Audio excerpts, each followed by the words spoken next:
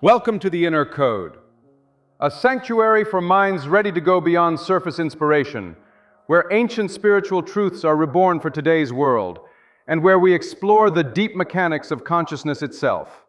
If you've been searching, if you've been reading every book, watching every video, repeating every affirmation, yet still feeling that the results you seek remain just beyond your grasp, today may be the turning point you've been waiting for.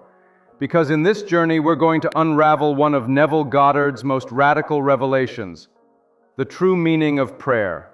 Not the way you were taught in childhood, not the way social media trends package manifestation, but prayer as the key to embodying your desired reality, so completely, so vividly, that the universe has no choice but to reflect it back to you.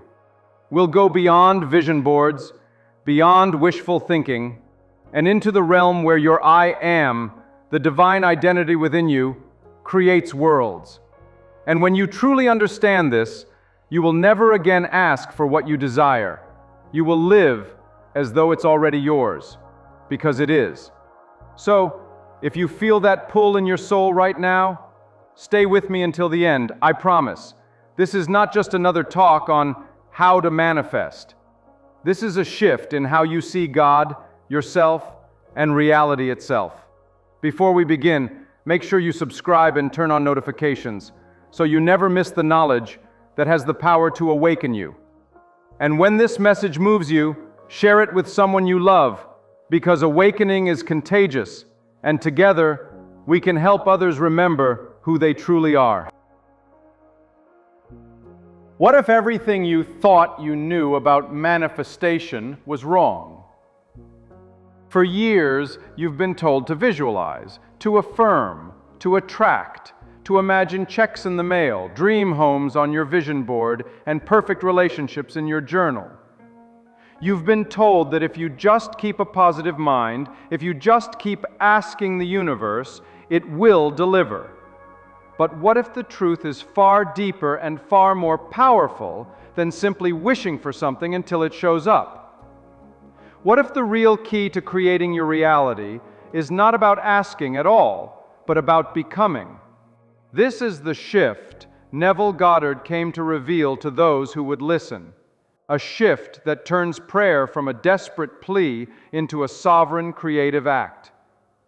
A shift that takes manifestation out of the realm of fantasy and plants it firmly in the soil of lived experience. You see, the modern world has dressed up manifestation like a shiny package. Social media videos of luxury cars, quick money, and smiling faces holding the keys to a dream home. We've been sold an image, a highlight reel, and beneath it lies a subtle promise. If you want it badly enough, it will come. But here's the silent problem. So many try this. So many keep lists of desires. So many repeat mantras they do not feel. And after weeks, months, even years, they find themselves quietly admitting, it didn't work. Not because the power isn't real, not because life is cruel or God is distant, but because the method itself was incomplete. Because what most people call manifestation is a shadow of the deeper truth. Neville's voice cuts through this illusion like a knife. Prayer is not begging, it is thanksgiving. Those words shatter the old idea that you must plead with the universe. They strip away the image of a God out there deciding whether or not you're worthy. They take you out of the waiting room of life and place you in the seat of the Creator. Prayer, as Neville taught it, is not a request. It is not a hope. It is not even asking politely with your best spiritual manners. Prayer is the act of living in the end. It is the bold, unwavering decision to stand in the reality of your wish fulfilled, as though it were already a completed fact. It is stepping into the scene of your answered prayer and breathing its air, feeling its weight, smelling its fragrance, and letting that reality saturate your being until there is no more asking left, only knowing. This is why Neville could say with such authority that when you pray, You must believe you have already received, and it shall be yours. Not someday, not when the stars align, now. And here is the uncomfortable truth for some. This is the opposite of what most people do when they pray or manifest. Most people pray from lack. They stand in the emptiness of what they don't have, and they send words into the silence hoping something answers. They visualize, but in their heart, the absence of what they want is still louder than the image of having it. They affirm, but the feeling underneath is one of hoping it will work, not knowing it already has. Neville taught that this feeling, the feeling of already having, is the only bridge between your current world and the one you desire. You can say the right words, you can write the right affirmations, but without the feeling, they are empty letters on a page. Feeling is the engine, feeling is the doorway, feeling is the prayer. So ask yourself now, how would I feel if what I want were already mine? Close your eyes for a moment. Drop the idea of how it will happen. That is not your work. Instead, step into the end scene of your desire. Touch it in your mind. If it's a home, hear your footsteps on its floor. Smell the faint trace of fresh paint. Feel the warmth of sunlight through its windows. If it's a relationship, hear the voice of your beloved calling your name. Feel the weight of their hand in yours. Sense the quiet comfort of knowing they are beside you. If it's financial freedom, see the balance in your account. Feel the ease in your chest as you wake up with no bills weighing on your mind. This is prayer, not the words, the embodiment. Neville would say, assume the feeling of the wish fulfilled. And here's the thing. When you do, something begins to shift. Not out there, but in you. You stop grasping. You stop waiting. You stop measuring time by when it will come. Instead, you live from a place of completion. And that place, that state, has its own gravity. It pulls people, events, and circumstances into alignment with it without you needing to chase them. You begin to notice. The phone rings with unexpected news. A conversation leads to an open door. Opportunities once invisible are now in plain sight. And the more you hold this state, the more the outer world rearranges to match it. But there's an even deeper layer to this, because for Neville, prayer was not only about creating things. It was about awakening to who you really are. When you say, I am, you are speaking the name of God, not a God far away, but the life force breathing through you. I am is not just a phrase, it is the core of your being. Everything you attach to it becomes your reality. Say, I am poor, and you clothe the infinite in rags. Say, I am blessed, and you wrap the same infinite in abundance. The words matter less than the state from which they are spoken. When Neville spoke of the I am, he was pointing to the eternal truth. You are not a beggar before the throne. You are the throne.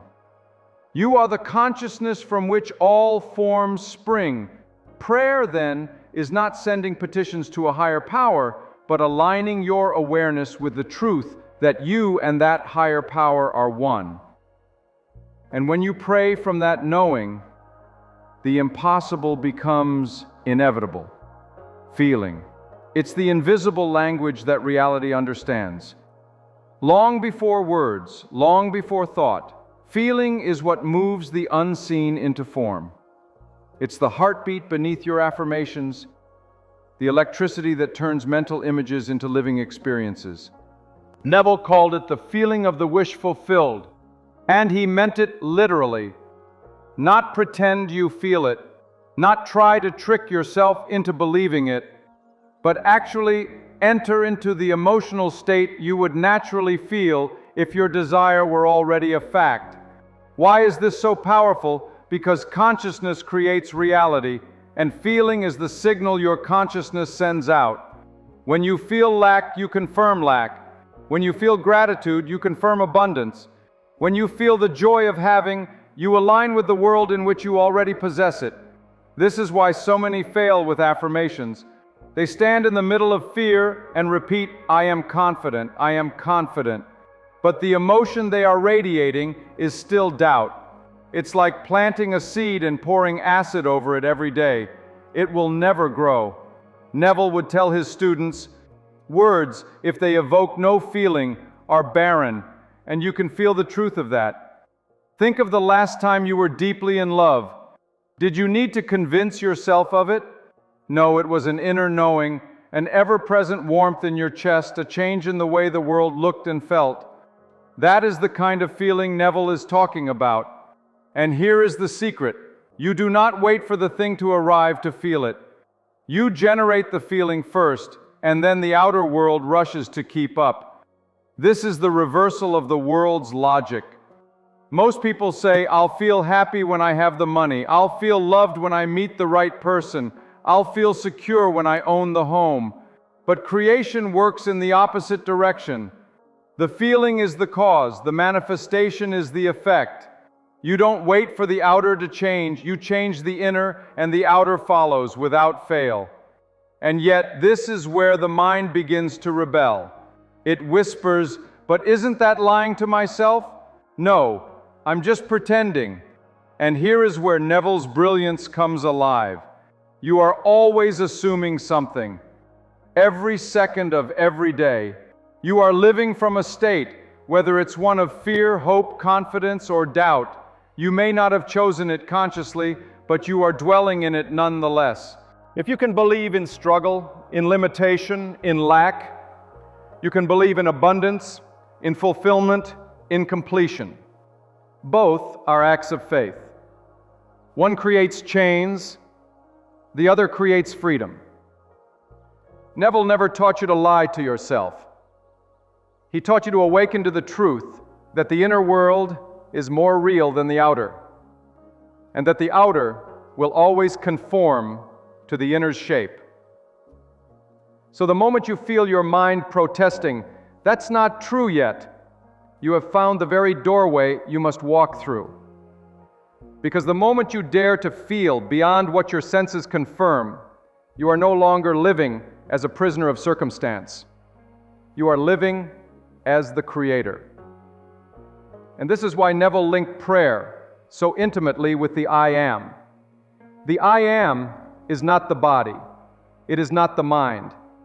It is the awareness of being itself. Before you attach a single word to it, you simply are. Close your eyes and strip away every label. Your name, your job, your age, your history. What remains? Pure awareness, the silent witness, the knowing that you exist. This is the I am, and this is the name of God that burns in every heart. When you say, "I am wealthy," it is not a wish, it is a declaration of identity. When you say, "I am loved," you are not begging someone to appear. You are clothing the I am in love, and life reflects it back to you. This is why prayer, in Neville's teaching, is not about moving God's hand. It is about aligning with God's mind. And God's mind is imagination. The world will try to convince you that imagination is child's play, a harmless distraction from real life. But the mystics, the poets, the visionaries, and Neville himself knew imagination to be the root of all creation. Everything you have ever touched in this physical world once lived in someone's imagination. The chair you sit on, the device you're holding, the city around you, every invention, every design, every movement forward began as a thought, clothed in feeling. And here is the wild truth: Neville dared to teach. This is not just true for inventions or ideas, it is true for the entire fabric of your life. Your relationships, your finances, your health, your opportunities. All of it flows from the imaginal acts you sustain. And when you pray as Neville taught, you are engaging in the highest form of imagination. You are seeing the world as it will be and feeling it as though it is now.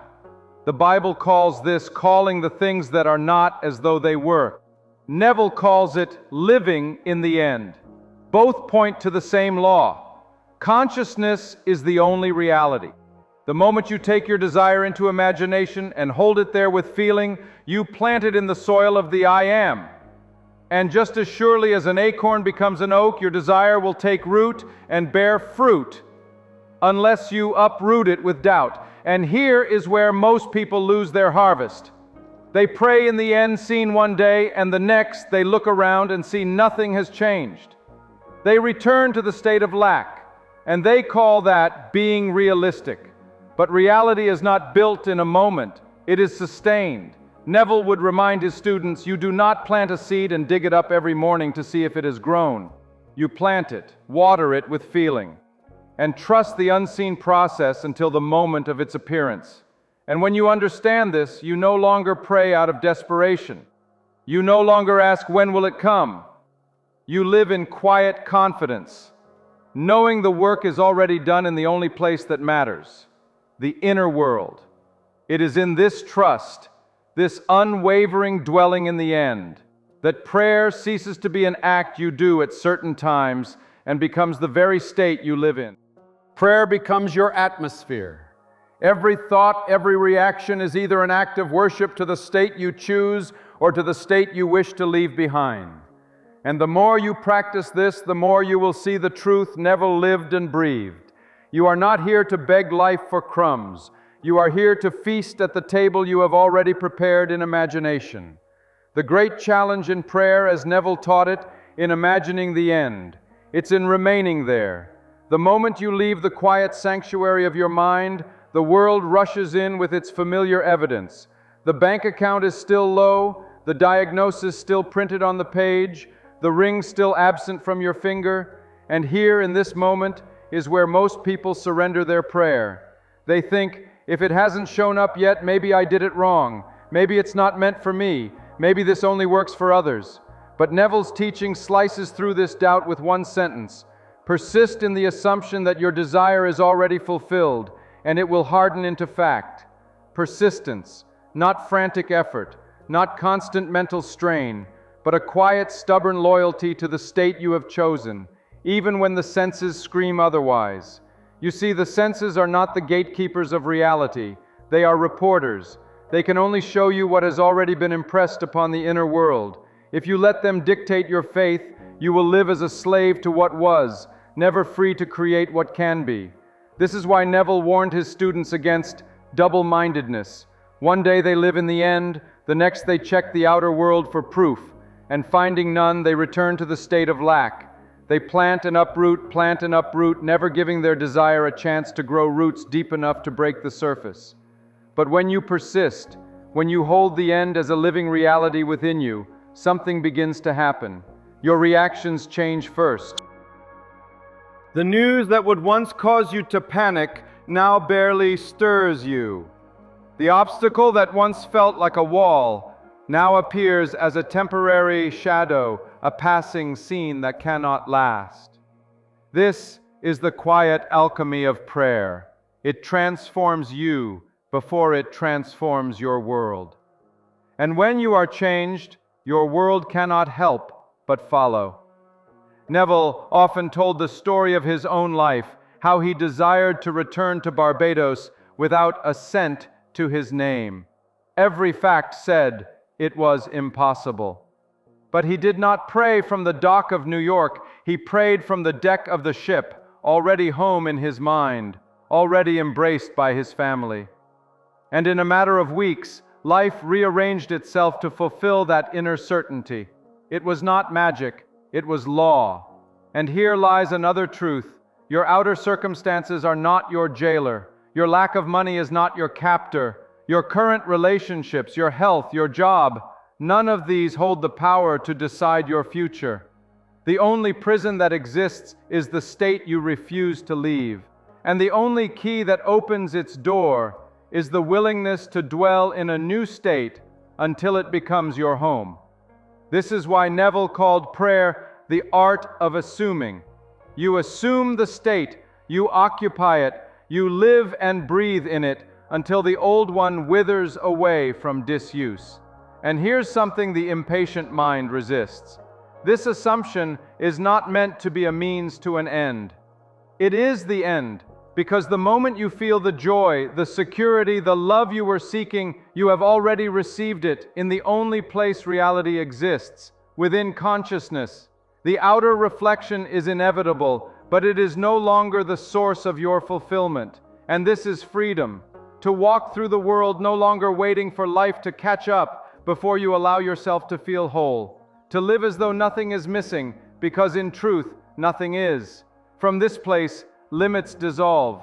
The borders of possible and impossible blur. The timelines you thought were fixed begin to bend. And the desires that once felt too big for you now feel natural, because they are not outside you, they are you. Neville often spoke of the naturalness of fulfillment. If a desire feels impossible, it is not because it is too far from you, but because you have not yet worn it as a garment. So wear it. In the privacy of your mind, put it on like a coat. Let its weight rest on your shoulders. Walk around in it, sleep in it, live in it until it no longer feels like a dream, until it feels like the most obvious thing in the world. This is prayer without ceasing, not repeating words endlessly, but dwelling in the end scene of your desire until it becomes your dwelling place in every waking moment. And when you live like this, life becomes less about chasing and more about allowing. You stop running toward things. You stop grasping for outcomes. You simply embody the version of yourself who already has them. And watch as the world bends to greet you. This is why Neville said, "Be still and know that you are God." Stillness is not the absence of movement. It is the absence of inner contradiction. It is the quiet knowing that your prayer is already answered, and that nothing in the outer can shake that knowing. When you arrive here, your desires no longer feel fragile. You no longer need to shield them from doubt, because doubt no longer finds a place to live within you. And perhaps the most beautiful part of this way of living is that it changes the nature of desire itself. You begin to see that your deepest desires are not random wishes. They are callings from your higher self, invitations to step into more of what you already are. When you answer those callings through prayer, you are not creating from greed or need, but from the natural expansion of your being. And this is where the joy becomes endless, because there will always be another calling, another vision to embody, another scene to dwell in, not because you are incomplete, but because life is an infinite unfolding of the I Am through you. So the question is no longer, can I have what I want? The question becomes, how much of my own infinite nature am I willing to claim today? When you live this way, prayer ceases to be an occasional ritual and becomes a constant celebration, a dance between your imagination and the fabric of the world, a steady unfolding of the truth that there is no separation between the two. And in that space, you discover what Neville discovered, that the real gift of prayer is not the things it brings into your life, but the way it wakes you up to the life you already hold within you. And so we arrive at the truth that changes everything. Prayer is not the words you speak, it is the state you inhabit. The words may help you enter it. The images may help you sustain it. The prayer itself, the real prayer, is the living, breathing embodiment of your desire as a present reality. When Neville spoke to his students, he never promised that this would be easy. Not because it is complicated, but because it demands a kind of inner courage the world does not teach. It takes courage to close your eyes and live in a reality that no one else can see yet. It takes courage to choose the unseen over the seen, to believe in the invisible roots when the ground above shows nothing. It takes courage to stand in thanksgiving for a thing that has not yet left the realm of imagination. But this courage is the price of creation, and when you pay it, you are rewarded with the only thing worth having: freedom from the tyranny of appearances. From this freedom comes a quiet power, a power that doesn't need to shout or prove, a power that moves in stillness because it knows the work is already done. This is why Neville would tell you, the world is yourself pushed out. What you meet in the outer is a mirror of what you hold within. And when you know this, you stop trying to change the reflection directly. You go to the source, the state. If you see lack in your outer world, you do not battle it with willpower or effort. You turn within and shift to the state of abundance. If you see loneliness, you do not chase love frantically. You turn within and dwell in the state of being loved. The outer world is clay. The inner world is the potter's hands. But here is the part few speak of. Once you live this truth, prayer becomes less about getting and more about being. You begin to understand that what you truly wanted all along was never the object, never the outcome, but the state of being it represented. The money was really about the state of freedom. The relationship was about the state of love. The health was about the state of vitality. And when you claim those states directly in prayer, you discover that they are not distant mountains to climb. They are rooms in the house you already live in. The locks were never on the doors, only on your own awareness. And now those locks begin to fall away. This is where prayer becomes a constant companion. Not something you do when you're in trouble, but the very way you walk through life. Every moment is a choice: to dwell in lack or in fulfillment, to live in fear or in love, to rehearse the worst or embody the best. This is what the Bible meant when it said, "Pray without ceasing." It was not calling you to mutter words endlessly, but to remain in the consciousness of your answered prayer at all times. Imagine what your life would look like if you did this. Not perfectly, not without human moments of doubt, but as your primary way of being. Imagine waking up in the morning, and instead of checking your phone for bad news or your mind for old problems, you stepped instantly into the end scene of your desire. Imagine carrying that feeling with you into every conversation, every decision, every small act of your day. You would no longer be reacting to life, you would be creating it, moment by moment, prayer by prayer. And here's the beautiful part: you cannot do this for long without it spilling over into the lives of others. People will begin to feel something different around you, a calmness, a confidence, a warmth that cannot be faked. They won't always know why they're drawn to you, but they will be. Because you are living from a state they crave. Your very presence will become a form of prayer for them. Not a prayer of words, but a transmission of state. And in that way, your private communion with the I Am becomes a public blessing without you even trying. This is the quiet revolution Neville was pointing to. A world changed not by preaching at others, but by each person daring to awaken within themselves.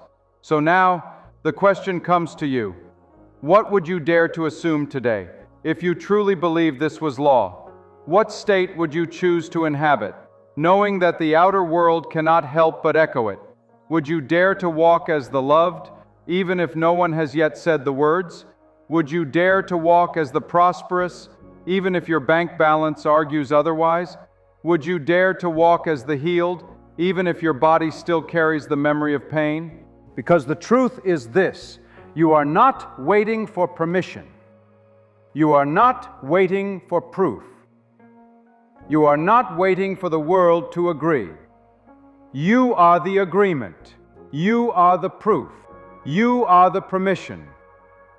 And the moment you decide, truly decide, to dwell in your chosen state, the rest of the world begins its slow but certain rearrangement to match you. This is not a maybe. This is not a sometimes. This is law.